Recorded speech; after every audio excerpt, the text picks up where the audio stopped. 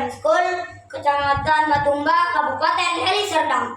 Saya akan menceritakan tentang Sampuraga.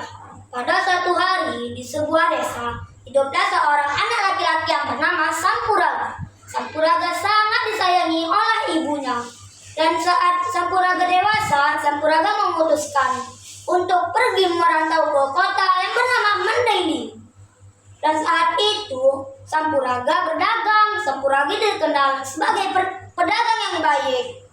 Dan saat itu, ibu Sampuraga sangat cemas. Sampuraga tidak pernah mengasih kabar, tulisan, dan lain-lain.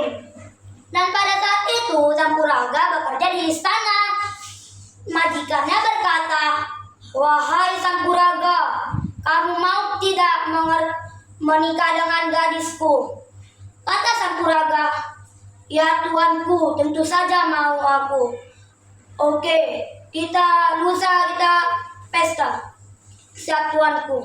Dan lusanya mulailah pesta pernikahan Sampuraga. Dan pada saat itu, ibu Sampuraga yang cemas itu pergi ke kota yang perantauannya yang bernama Mandailing.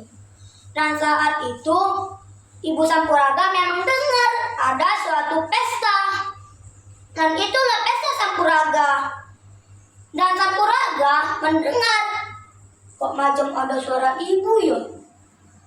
Tidak mungkin lah, itu bukan ibu." Dan saat itu, ibu Sampuraga mendekat ke pesta itu. "Wahai anakku, inilah ibumu." Dan Sampuraga turun dari pelaminan. "Engkau bukan ibuku.